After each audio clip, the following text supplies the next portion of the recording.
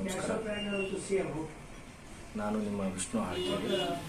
ಇವತ್ತಿನ ದಿವಸ ರಂಗಭೂಮಿ ಕಲಾವಿದರು ಪ್ರಸ್ತುತ ಮುಂಡ್ರಿಗೆಯಲ್ಲಿ ನಡೆಯುತ್ತಿರುವಂಥ ಶ್ರೀ ಕುಮಾರ ವಿಜಯ ನಾಟ್ಯ ಸಂಘ ಚಿತ್ತೂರಿಗೆ ಅವರ ಕಂಪನಿಯ ಮಾಲೀಕರಾದಂಥ ಮಂಜುನಾಥ್ ಜಾಲಿಯಾಳ್ ಅವರು ನಮ್ಮ ಜೊತೆಗಿದ್ದಾರೆ. ಅವ್ರನ್ನ ಇವತ್ತು ನಿಮ್ಮ ಮುಂದೆ ಅವರ ಬದುಕು ಮತ್ತು ಅವರ ಬಣ್ಣದ ಬದುಕು ಹೇಗಿದೆ, ಇವತ್ತಿನ ದಿನಮಾನಗಳಲ್ಲಿ ನಾಟಕಗಳು ಎಷ್ಟು ಪ್ರಸ್ತುತವಾಗಿ ಅವರಿಗೆ ಒಂದು ಸಹಾಯ ಆಗಿದೆ ಮತ್ತು ಇವತ್ತಿನ ಸ್ಥಿತಿಯಲ್ಲಿ ಸೋಷಿಯಲ್ ಮೀಡಿಯಾದಂಥ ಒಂದು ಜಗತ್ತಲ್ಲಿ ರಂಗಭೂಮಿ ಕಲಾವಿದರು ಹೇಗೆ ಬದುಕ್ತಿದ್ದಾರೆ, ಅವರ ಜೀವನ ಚರಿತ್ರೆ ಹೇಗಿದೆ ಅನ್ನುವಂಥ ಒಂದು ಸಂದರ್ಶನ ಮಾಡಿದೆ. ಕೇಳಿ. ನಮಸ್ಕಾರ ಸರ್. ಸರ್, ನೀವು ಮೂಲ ನಿಮ್ಮ ಪರಿಚಯ ಹೇಳ್ಕೊಳ್ಳೋದಾದ್ರೆ? ಸರ್, ನಮ್ಮದು ಬಾಗಲಕೋಟೆ ಜಿಲ್ಲೆ ಬದಾಮಿ ತಾಲೂಕು ಸರ್. ಬೇಲೂರು ಜಾಲ್ಯಾಳ ಅಂತ ನಮ್ಮೂರು ಸರ್. ಬೇಲೂರು ಜಾಲ್ಯಾಳ ಅಂತ ಜಾಲ್ಯಾಳ ನಮ್ಮೂರು. ಬನಶಂಕರಿ ದೇವಿ ಜಾತ್ರೆ ಆಗ್ತದೆ ಸರ್. ಅಲ್ಲಿಂದ 8 ಕಿಲೋಮೀಟರ್ ನಮ್ಮೂರು ಸರ್. ಮೂಲತಃ ನಮ್ಮ ತಂದೆಯವರು ಕಲಾವಿದರು ಸರ್. ಅವರು 1950ನೇ ಇಸ್ವಿಯಿಂದಲೂ ಕಲಾವಿದರು ಸರ್. ಅವರು ನಮ್ಮೂರಲ್ಲಿ ಒಂದು ಹನುಮಾನ ನಾಟ್ಯ ಸಂಘ ಜಾಲಿಯಾಳ ಅಂತ ಒಂದು ಕಂಪ್ನಿ ಇತ್ತು ಸರ್. ನಿಮ್ಮ ಸ್ಥಳೀಯವಾಗಿ ಸರ್. ಹವ್ಯಾಸಿ ಕಲಾ ತಂಡದಿಂದ ಅದರಲ್ಲಿ ನಮ್ಮ ತಂದೆಯವರು ಸ್ತ್ರೀ ಪಾತ್ರ ಮಾಡ್ತಿದ್ದರು, ಜಾಲಿಯಾಳ ವೀರಣ್ಣನವರು ಅಂತೇಳಿ. ಅದರ ಉದ್ಘಾಟನೆಗೆ ಈ ಶ್ರೀ ಕುಮಾರ ವಿಜಯ ನಾಟಕ ಸಂಘ ಚಿತ್ತೂರಿಗೆ ಸಂಘದ ಸಂಸ್ಥಾಪಕರು ವೇದಮೂರ್ತಿ ಲಿಂಗೈಕ್ಯ ಪಂಡಿತ ಗಂಗಾಧರ ಶಾಸ್ತ್ರಿಗಳು ಹಿರೇಮಠ ಚಿತ್ತೂರಿಗೆ ಅವರು ಆ ನಾಟಕದ ಉದ್ಘಾಟನೆಗೆ ನಮ್ಮ ಊರಿಗೆ ಬಂದಾಗ ನಮ್ಮ ತಂದೆಯವರ ಸ್ತ್ರೀ ಪಾತ್ರವನ್ನು ನೋಡಿ ನಮ್ಮ ತಂದೆಯವ್ರನ್ನ ಚಿತ್ತೂರಿಗೆ ಕಂಪ್ನಿಗೆ ಆವಾಗಲೇ ಕರ್ಕೊಂಡ್ಬಂದ್ರು ಸರ್. ಕರ್ಕೊಂಡು ಬಂದಮೇಲೆ ನಮ್ಮ ತಂದೆಯವರು ಚಿತ್ತೂರಿಗೆ ಕಂಪ್ನಿಯಲ್ಲೇ ಪಾತ್ರ ಮಾಡ್ಕೊತ ಸಣ್ಣ ಪುಟ್ಟ ಕೆಲಸಗಳನ್ನು. ಕುಟುಂಬ ಸದಸ್ಯರು ಎಷ್ಟು ಜನ ಇರ್ತೀವಿ ಸರ್? ಭಾಳ ಚೆನ್ನಾಗಿದೆ ಸರ್. ಕುಟುಂಬ ಸದಸ್ಯರೆಲ್ಲರೂ ಚಿತ್ತೂರಿಗೆ ಕಂಪ್ನಿಯಲ್ಲಿ ಸೇವೆ ಮಾಡಿದವರು. ನಾವು ನಮ್ಮ ತಂದೆಯವರು ಮೂಲತಃ ಚಿತ್ತೂರಿಗೆ ಕಂಪ್ನಿಗೆ ನಿಮ್ಮ ತಂದೆಯವರು? ಹೌದು, ಬಂದರು ಪಾದಾರ್ಪಣೆ. ಮುಂದೆ ನಮ್ಮ ಚಿಕ್ಕಪ್ಪ ಅವರು ಬಂದರು. ಬಸವರಾಜ ಸಂಗನಾಳ, ಹನುಮಂತಪ್ಪ ಸಂಗನಾಳ, ಶಂಕರಪ್ಪ ಸಂಗನಾಳ, ಮಲ್ಲಪ್ಪ ಸಂಗನಾಳ ನಮ್ಮ ಸರ್ ರೀ. ಪ್ರಾಪರ್ ಊರು ಜಾಲ್ಯಾಳ. ನೀವು ಈ ಕಂಪ್ನಿ ಜವಾಬ್ದಾರಿ ತೊಗೊಂಡು ಎಷ್ಟು ವರ್ಷ ಆಯ್ತು ಸರ್? ಸುಮಾರು ವರ್ಷ ರೀ. ನಮ್ಮ ತಂದೆಯವರು ಇದೇ ಚಿತ್ತೂರಿಗೆ ಕಂಪ್ನಿ ನಡೆಸ್ಕೊಂಡು ಬಂದರಿ. ತದನಂತರ ನಮ್ಮ ಮಾವನವರು, ನಮ್ಮ ಚಿಕ್ಕಪ್ಪನವರು, ಹಾಗೆ ನಮ್ಮ ತಮ್ಮನವರು, ನಮ್ಮ ಅಕ್ಕವರು, ನಾನು, ಹಾಗೆ ಅಂದ್ರೆ ಕುಟುಂಬ ಸಮೇತ ರಂಗಭೂಮಿ ಕಲಾವಿದರು ಸರ್. ಈಗ ನನ್ನ ಮಗನೂ ಇದರಲ್ಲೇ ಪಾತ್ರ ಮಾಡ್ತಾ ಇದ್ದಾನೆ. ಮಕ್ಕಳು ಎಷ್ಟು ಜನ? ಮಕ್ಕಳು ಇಬ್ಬರು ಸರ್. ಇಬ್ಬರು ಕಲಾವಿದರು? ಇಲ್ಲ ಸರ್.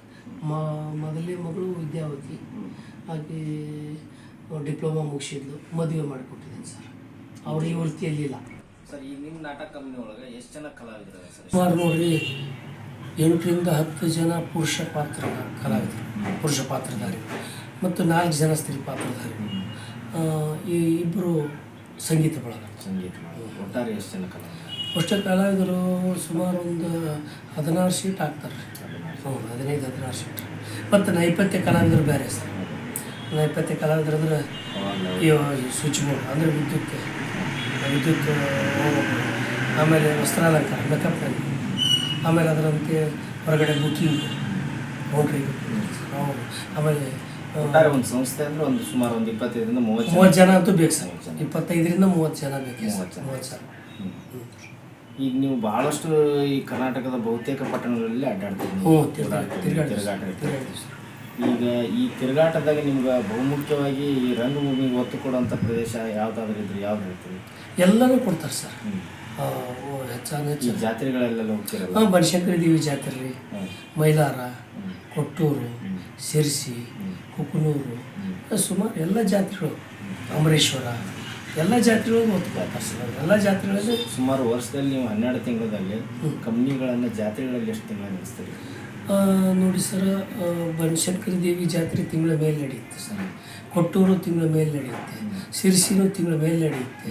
ಆಮೇಲೆ ಮೈಲಾರನೂ 20 ದಿವಸ 25 ದಿವಸ, ಇದು ತಿಂಗಳ 10 ನಡೆಯುತ್ತೆ ಸರ್. ಈ ಕರ್ನಾಟಕದ ಬಹುತೇಕ ನಾಟಕ ಕಂಪ್ನಿಗಳು ಎಷ್ಟು ಸುಮಾರು ಒಂದು 25ರಿಂದ 30 ಅದಾವೆ ಸರ್ ಕಂಪ್ನಿ.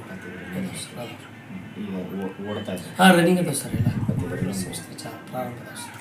ಈ ಸೋಷಿಯಲ್ ಮೀಡಿಯಾ ಅಂತ ಇಂಥ ಒಂದು ವ್ಯವಸ್ಥೆ ಒಳಗೆ ನಿಮ್ಮ ರಂಗಭೂಮಿಗೆ ಏನಾಗ್ತೈತೆ ಅಂತ ಅದರಿಂದ ಸ್ವಲ್ಪ ಕಷ್ಟ ಆಗ್ತದೆ ಸರ್. ಸ್ವಲ್ಪ ಕಷ್ಟ ಆಗ್ತದೆ. ಯಾಕಂದ್ರೆ ಮೊಬೈಲ್ ಬಿಟ್ಟು, ದೂರದರ್ಶನ, ಟಿ ವಿ ಮಾಧ್ಯಮ ಬಿಟ್ಟು ಜನ ಬರಬೇಕಲ್ಲ ಸರ್. ಭಾಳ ಕಷ್ಟದಾಯಕ ಆಗ್ತದೆ. ಒಂದು ವೃತ್ತಿ ರಂಗಭೂಮಿ ಸ್ವಲ್ಪ ನಶಿಸುವ ಹಂತ ಬರುತ್ತೆ ಸರ್. ಈಗ ನಿಮ್ಮ ಕಂಪ್ನಿ ಒಳಗೆ ಹ್ಞೂ ಸರ್. ನೀವು ವಿಶೇಷ ಪಾತ್ರಧಾರಿಗಳನ್ನ ಕರೆಸ್ತಿರಲ್ಲ, ಹ್ಞೂ ರೀ. ಅಂಥವ್ರು ಯಾರನ್ನ ಕರೆಸ್ತೀವಿ ನಿಮ್ಮ ಕಂಪ್ನಿ ವೈಯಕ್ತಿಕವಾಗಿ? ಭಾಳ ಜನ ಬಂದಿದ್ದಾರೆ ಸರ್. ಹಿಂದೆಲ್ಲ ಚಿತ್ರನಟರು ಬಂದಿದ್ದಾರೆ ಸರ್. ಯಾರು ಚಿತ್ರ? ಸುಧೀರ್ ಅಣ್ಣವ್ರು ಬಂದಿದ್ದಾರೆ, ಉಮಾಶ್ರೀ ಅಮ್ಮವ್ರು ಬಂದಿದ್ದಾರೆ, ಸುಂದರ್ ಕೃಷ್ಣ ಅಪ್ಪಾಜಿ ಅವರು ಬಂದಿದ್ದಾರೆ, ವೀರೇಂದ್ರ ಗೋಪಾಲ್ ಅವರು ಬಂದಿದ್ದಾರೆ, ಆಮೇಲೆ ಶ್ರೀನಾಥ್ ಅವರು ಬಂದಿದ್ದಾರೆ. ಭಾಳ ಜನ ಎಲ್ಲ ಕಲಾವಿದರು, ಡಿಂಗ್ರಿ ನಾಗರಾಜ್ ಅವರು, ಬ್ಯಾಂಕ್ ಜನಾರ್ದನ್ ಅವರು, ಸರ್ವಮಂಗಳ ಅವರು, ಎಲ್ಲ ಜನ ಭಾಳ ಜನ, ಈ ಜೂನಿಯರ್ ವಿಷ್ಣುವರ್ಧನ್ ಅವರು, ಆಮೇಲೆ ಜೂನಿಯರ್ ಪ್ರಭಾಕರ್ ಅವರು, ಜೂನಿಯರ್ ರಾಜ್ಕುಮಾರ್ ಅವರು, ಜೂನಿಯರ್ ಶಂಕರ್ ನಾಗ್, ಜೂನಿಯರ್ ಉಪೇಂದ್ರ ಅವರು, ಎಲ್ಲರೂ ಬಹುತೇಕ ರಂಗಭೂಮಿ ಕಲಾವಿದರು ನಮ್ಮ ಕರ್ನಾಟಕದಿಂದ ಯಾವ ಭಾಗದಲ್ಲಿ ಸಿಗ್ತಾರೆ? ಎಲ್ಲ ಭಾಗದಲ್ಲಿದ್ದಾರೆ ಸರ್. ಈಗ ವಿಜಯಪುರ, ಹುಬ್ಬಳ್ಳಿ, ಬಾಗಲಕೋಟೆ, ಗುಳೇದಗುಡ್ಡ, ಬದಾಮಿ, ಮತ್ತು ಅದರ ನಂತರ ಈಗ ಹುಬ್ಬಳ್ಳಿ, ದಾವಣಗೆರೆ, ಬೆಂಗಳೂರು, ತುಮಕೂರು, ಆಮೇಲೆ ಈ ಕಡೆ ಬಳ್ಳಾರಿ, ಕೂಡ್ಲಿಗಿ, ಮತ್ತು ಹೀಗೆ ಆಯಾ ತಮಗೆ ಎಲ್ಲಿ ಅನುಕೂಲತೆಗಳಾಗ್ತಾವೆ ಅಲ್ಲಿ ಅನುಕೂಲತೆಗಳಲ್ಲಿ ಇದ್ದಲ್ಲಿ ವಾಸವಾಗಿದ್ದಾರೆ ಸರ್. ಸರ್, ಈ ನಿಮ್ಮ ನಾಟಕ ಕಂಪ್ನಿ ಒಳಗೆ ಹ್ಞೂ ಸರ್, ಅತಿಯಾಗಿ ಹೆಚ್ಚು ಜನಪ್ರೇಕ್ಷಣೀಯ ನಾಟಕ ಯಾವುದು? ಭಾಳ ಎಲ್ಲ ನಾಟಕಗಳು ಹೇಳೋದಾದ್ರೆ ಅಪ್ಪ ಚಿಂತ್ಯಾಗ ಮಗಳ ಸಂತ್ಯಾಗ್ರಿ, ಮತ್ತು ನಕ್ಕಿದ್ದವರ ಮನೆ ಸಿಕ್ಕಿದ್ದು ಶರಮನೆ. ಮೂಲತಃ ಮೊದಲೇ ನಮ್ಮ ಚಿತ್ರೀಕರಣ ಕಂಪ್ನಿಗಳು ಖಂಡಿತರ ಬುದ್ಧಿ ಬೇಕು, ಭಾಗ್ಯ ಬಂತು ಬುದ್ಧಿ ಹೋಯಿತು. ಆವಾಗಿನ ತಾಳಿಯ ತಕರಾರು ಈಗಿನ ಕಿವುಡ ಮಾಡಿದ ಕಿತಾಪತಿ. ಅವಾಗ ತಾಳಿಯ ತಕರಾರು ಅಂತ ಹೆಸರಿನಲ್ಲಿ ನಾಟಕ ಅಭಿನಯಿಸ್ತಾ ಇದ್ದೀವಿ ಸರ್. ಈಗ ಕಿವುಡ ಮಾಡಿದ ಕಿತಾಪತಿ ಅಂತ ಮಾಡ್ಕೊಂಡಿದ್ದೀವಿ ಸರ್. ಆಮೇಲೆ ಇತ್ತಿತ್ತಲಾಗಿ ನಮ್ಮ ಸಂಘದಿಂದ ಸಂಧಿಮನಿ ಸಂಘವ್ವ, ಗಡಿಬಿಡಿ ಗಂಗವ್ವ, ಸುಮಾರು ನಾಟಕಗಳು ಸರ್.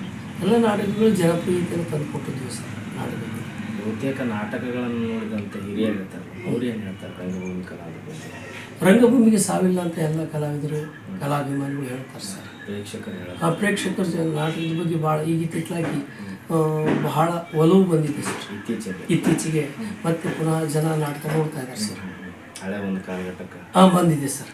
ಮತ್ತೀಗ ಸಂಸಾರ ಸಮೇತವಾಗಿ ನಾಟಕವನ್ನು ನೋಡ್ತಾರೆ ಸರ್. ಕುಟುಂಬ ಸಮೇತ ಸಂಸಾರ ಸಮೇತವಾಗಿಯೇ ನಾಟಕ ನೋಡ್ತಾರೆ ಸರ್. ಇಂಥ ಒಂದು ಮುಂಡ್ರಿಗೆ ಅಂತ ಪಟ್ಟಣದಾಗ ಇಂಥ ಒಂದು ದೊಡ್ಡದೊಂದು ಸಂಸ್ಥೆಯನ್ನು, ಈ ಕಂಪನಿಯನ್ನು ನಡೆಸೋದಾಗ ನಿಮ್ಗೆ ಎಷ್ಟರ ಮಟ್ಟಿಗೆ ಖುಷಿ ಅನಿಸ್ತದೆ? ತುಂಬ ಸಂತೋಷ ಅನಿಸುತ್ತೆ ಸರ್. ತುಂಬ ಸಂತೋಷ ಅನಿಸುತ್ತೆ.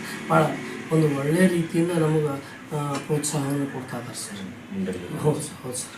ಈ ಹಿಂದೆ 8 ತಿಂಗಳೂ ಮಾಡಿದ್ವಿ ಸರ್. ನಾವು ಮೇ 24 ನಾವು ಪ್ರಾರಂಭ ಮಾಡಿದ್ವಿ. 2023ನೇ ಇಸ್ವಿಯಲ್ಲಿ ಪ್ರಾರಂಭ ಮಾಡಿದ್ವಿ ಸರ್. ಆವಾಗ ಸುಮಾರು ಒಂದು 8 ತಿಂಗಳಿದ್ದೀವಿ ಸರ್. ಜೂನ್, ಜುಲೈ, ಆಗಸ್ಟ್, ಜನವರಿವರೆಗೆ ಇದ್ದೀವಿ ಸರ್. ಮತ್ತೀಗ ಪುನಃ ಪ್ರಾರಂಭ ಮಾಡಿದ್ವಿ. ಈಗಲೂ ತುಂಬ ಚೆನ್ನಾಗಿದೆ ಸರ್. ಚೆನ್ನಾಗಿದೆ ಸರ್. ಕಲಾಭಿಮಾನಿಗಳು ನಮಗೆ ಭಾಳ ಪ್ರೋತ್ಸಾಹ, ಭಾಳ ಸಹಕಾರ, ಭಾಳ ಆಶೀರ್ವಾದ ಮಾಡ್ತಾರೆ ಸರ್. ಭಾಳ ಅಂದರೆ ಭಾಳ ಸಂತೋಷವಾಗಿದ್ದೀವಿ ಸರ್. ಒಟ್ಟಾರೆ ರಂಗಭೂಮಿ ಕಲಾವಿದರಾಗಿರೋದ್ರಿಂದ ನಿಮ್ಗೆ ಎಷ್ಟು ಸಂತೋಷ ಪಡಿಸುತ್ತೆ? ನಿಮ್ಮ ಕುಟುಂಬಕ್ಕಾಗಲಿ ನಿಮ್ಗೆ ಜೀವನನೇ ಇದರಲ್ಲೇ ಸರ್. ಇದನ್ನು ಬಿಟ್ಟರೆ ಬದುಕೇ ಇಲ್ಲ ನಮಗೆ. ಪ್ರೇಕ್ಷಕ ಪ್ರಭು ಬಂದು ಟಿಕೆಟ್ ತೆಗೆಸ್ಬೇಕು, ಕಲಾವಿದರು ಮನೆ ಹತ್ತಬೇಕು. ಹೌದು ಸರ್. ಈ ಬಣ್ಣದ ಬದುಕಿನಿಂದ ಕತ್ತಲದ ಜಗತ್ತನ್ನು ಐತೆ ಸರ್. ಯಾಕಂದ್ರೆ ಕಲಾವಿದ್ರದ್ದು ಜೀವನ ಕಷ್ಟಕರ ಅಲ್ಲ ಸರ್. ಒಂದೊಂದು ಸಲ ಭಾಳ ಕಷ್ಟನೂ ಅನುಭವಿಸಿದ್ವಿ ಸರ್. ಇಂಥ ಮಳೆಗಾಲ ಸಂದರ್ಭದ ನಾಟಕ ಕಂಪನಿಗಳ ಬಗ್ಗೆ ಏನು ಹೇಳ್ತೀರಿ? ನಾಟಕ ಕಂಪನಿಗಳು ನೋಡಿ ಸರ್, ಮಳೆ ಬೆಳೆ ಆಗ್ಬೇಕು ಸರ್.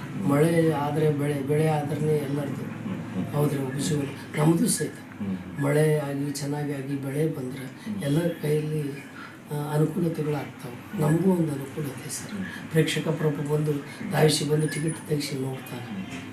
ಒಟ್ಟಾರೆ ಈ ನಾಟಕ ಕಂಪನಿ ಒಳಗೆ ನಾಟಕ ಕಂಪ್ನಿ ಕಟ್ಟಿರೋದಾದ್ರೆ ಯಾವ ಥರ ಬರ್ತಾರಂತ ಇವತ್ತಿನ ಯುವಕರಿಗೆ ಈ ರಂಗಭೂಮಿ ಕಲಾವಿದರ ಬಗ್ಗೆ ಎಷ್ಟು ಮನಸ್ಸೈತಿ, ಒಪ್ಪಿಗೆ ಐತಿ ಅಂತ?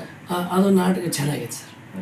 ನೋಡ್ತಾರೆ ಸರ್. ಎಲ್ಲ ಯೂತ್ ಕ್ಯಾಂಡಿಡೇಟ್ಸು ನೋಡ್ತಾರೆ ಸರ್. ಕಲಾವಿದರು ಹೊಸಬರು ಬರ್ತಾ ಇದ್ದಾರೆ ನಮ್ಮ ಕಡಿಮೆ ಸರ್. ವೃತ್ತಿ ರಂಗಭೂಮಿಗೆ ಕಲಾವಿದರ ಕೊರತೆ ಬಹುದೊಡ್ಡದಾಗಿದೆ ಸರ್. ಕಲಾವಿದರ ಕೊರತೆ ಯಾಕೆ ಅಂತಂದ್ರೆ ವೃತ್ತಿಗೆ ಯಾರು ಬರ್ತಾ ಇಲ್ಲ ಸರ್. ಹಿಂಗೆ ಕುಟುಂಬ ಸಮೇತ ತಂದೆ ಮಕ್ಕಳು ಬರ್ತಾ ಅವ್ರು ಇದ್ದಾರೆ ಸರ್. ಅವರು ಮತ್ತು ತಂದೆ ತಾಯಿಗಳು ಕಲಾವಿದರಿದ್ದವರು ಮಕ್ಕಳು ಬಂದಿದ್ದಾರೆ ಸರ್. ಕೆಲವೊಬ್ರು ಮಕ್ಕಳು ಈ ವೃತ್ತಿ ಬಿಟ್ಟು ಬೇರೆ ವೃತ್ತಿ ಒಳಗೆ ನೌಕರಿಗೆ ಮಾಡ್ಕೊಂಡು ಚೆನ್ನಾಗಿ ಸಂಬಂಧಲ್ಲೆಲ್ಲ ಕಲಾವಿದರು ಬರ್ತಾರಲ್ಲ, ಅವರೆಲ್ಲ ಬರ್ತಾರೆ ನಿಮ್ಮ ವೃತ್ತಿ ರಂಗಭೂಮಿಗೆ? ಬಂದಿದ್ದಾರೆ ಸರ್. ನೀನಾಸಂದವ್ರು ಬಂದಿದ್ದಾರೆ, ರಂಗಾಯಣದವ್ರು ಬಂದಿದ್ದಾರೆ. ಸದ್ಯ ಈಗ ನಮ್ಮಲ್ಲಿ ಶಿವಮೊಗ್ಗ ರಂಗಾಯಣದ 2 ಕಲಾವಿದಿಯರು ಬಂದಿದ್ದಾರೆ ಸರ್. ಅವ್ರಿಗೆಲ್ಲ ಚೆನ್ನಾಗಿ ಮಾಡ್ತಾ ಇದ್ದಾರೆ ಸರ್ ಪಾತ್ರ. ಸರ್, ಇವತ್ತಿನ ದಿವಸ ಈ ನಾಟಕಗಳನ್ನು ಯಾಕೆ ನೋಡಬೇಕು ಅಂತ ನಿಮ್ಮ ಅಭಿಪ್ರಾಯ ಪ್ರಕಾರ ಹೇಳೋದಾದ್ರೆ? ನೋಡಿ ಸರ್, ಕಲೆಯನ್ನು ಕಲೆ ಉಳಿಸೋದಕ್ಕಾಗಿ ಮತ್ತು ಏನಿದೆ ಅಂದರೆ ನಿತ್ಯ ನಡೆಯುತ್ತಿರುವ ಚಿತ್ರವನ್ನೇ ಬಿತ್ತರಿಸುವಂಥ ಒಂದು ಮಾಧ್ಯಮ ವೃತ್ತಿ ರಂಗಭೂಮಿ. ಹೌದ್ರೆ ವೃತ್ತಿ ರಂಗಭೂಮಿಯಿಂದ ಸಮಾಜಕ್ಕೊಂದು ಏನಾದರೂ ಸಂದೇಶ ಬೇಕು ಅಂತ ಸಂದೇಶ ಬರುವಂಥ ನಾಟಕಗಳನ್ನು ನಾವು ಅಭಿನಯಿಸ್ತಾ ಇದ್ದೀವಿ ಸರ್. ಈ ಕಲೆ ಮೂಲಕವಾಗಿ ನಮ್ಮ ಕಲಾವಿದನ ಬದುಕು. ಒಟ್ಟಾರೆ ನಿಮ್ಮ ನಾಟಕಗಳನ್ನು ಕುಟುಂಬ ಸಮೇತ ಬಂದು ನೋಡಿದ್ರೆ ಅದಕ್ಕೊಂದು ಒಳ್ಳೆ ಮೆಸೇಜ್ ಇರ್ತದೆ. ಒಂದು ಸಂದೇಶವನ್ನು ನಾವು ಸಮಾಜಕ್ಕೆ ಕೊಟ್ಟಂಗಾಗುತ್ತೆ. ಆದರೆ ಕೆಟ್ಟದ್ದನ್ನು ಬಿಡಬೇಕು, ಒಳ್ಳೆಯದನ್ನು ಮಾತ್ರ ಆರಿಸಿಕೊಂಡ್ರೆ ಜೀವನ ಪರಿಪೂರ್ಣ ಆಗುತ್ತೆ ಅಂತ ಈ ಮೂಲಕ ನಾನು ಹೇಳೋದಕ್ಕೆ ಇಷ್ಟಪಡ್ತೀನಿ ಸರ್. ಒಟ್ಟಾರೆ ನಿಮ್ಮ ಚಿತ್ರಿಗೆ ಕಂಪ್ನಿ ಹುಟ್ಕೊಂಡಿದ್ದಾದ್ರೆ ಸರ್ 1942 ಇಸ್ವಿಯಲ್ಲಿ ಇದು ಗಾನಯೋಗಿ ಶಿವ ಪಂಚಾಕ್ಷರಿ ಗವಾಯಿಗಳ ಅವರ ಆಶೀರ್ವಾದದಿಂದ, ಪುಟ್ಟಯ್ಯಜ್ಜ ಅವರ ಆಶೀರ್ವಾದದಿಂದ ಗಂಗಾಧರ ಶಾಸ್ತ್ರಿಗಳು ಹಿರೇಮಠ ಸಾಕಿನ ಚಿತ್ರಿಗೆ ಅವರು ಈ ಸಂಸ್ಥೆಯನ್ನು ಸ್ಥಾಪನೆ ಮಾಡಿದ್ದಾರೆ ಸರ್ 1942ರಲ್ಲಿ. ಇನ್ನೂವರೆಗೂ ಇದು ನಿರಂತರವಾಗಿ ನಡ್ಕೊಂಡು 1942. ಹೌದು ಸರ್, 42 ಇನ್ನೂವರೆಗೂ ನಿರಂತರವಾಗಿ ನಡ್ಕೊಂಡು ಬಂದಿದೆ ಸರ್. ಪ್ರೇಕ್ಷಕರಿಗಾಗಿ ಕೊನೆಯದಾಗಿ ಹೇಳೋದಾದ್ರೆ ಏನು ಹೇಳ್ತೀರಿ ಸರ್? ನಾನು ಪ್ರೇಕ್ಷಕ ಪ್ರಭುಗಳು ಒಂದು ನಾಟಕ ನೋಡಿ ನಮಗೆ ಆಶೀರ್ವಾದ ಮಾಡಬೇಕು ಅಂತ ಈ ಮೂಲಕ ನಾನು ಕೇಳ್ಕೊಳ್ತೀನಿ ಸರ್. ಎಲ್ಲ ವೃತ್ತಿರಂಗಗಳು, ಒಟ್ಟೆ ಕಲಾವಿದರು ಕಲೆ ಬದುಕಿಸೋದಕ್ಕಾಗಿ ಕಲಾಭಿಮಾನಿಗಳು ಕಲಾವಿದರಿಗೆ ಪ್ರೋತ್ಸಾಹ, ಆಶೀರ್ವಾದ, ಸಹಕಾರ ನೀಡಬೇಕಂತ ಈ ಮೂಲಕ ನಾನು ವಿನಂತಿಪೂರ್ವಕವಾಗಿ ಶತಕೋಟಿ ನಮನಗಳನ್ನು ಸಲ್ಲಿಸ್ತಾ ಇದ್ದೀನಿ ಸರ್. ಸರ್ ನಮಸ್ಕಾರ. ನಮ್ಗೆ ಇಷ್ಟೊತ್ತಿಂತ ನಮ್ಮ ಜೊತೆ ಸಂದರ್ಶನ ಕೊಟ್ಟೆ ಸರ್. ನಾನು ಸಂದರ್ಶನ ಕೊಡೋದಕ್ಕಿಂತ ನೀವು ನಮ್ಮನ್ನು ಕರೆದು ಸಂದರ್ಶನ ಮಾಡಿದ್ರಲ್ಲ ಸರ್, ತಮಗೆ ಶತಕೋಟಿ ನಮನಗಳು ಸರ್.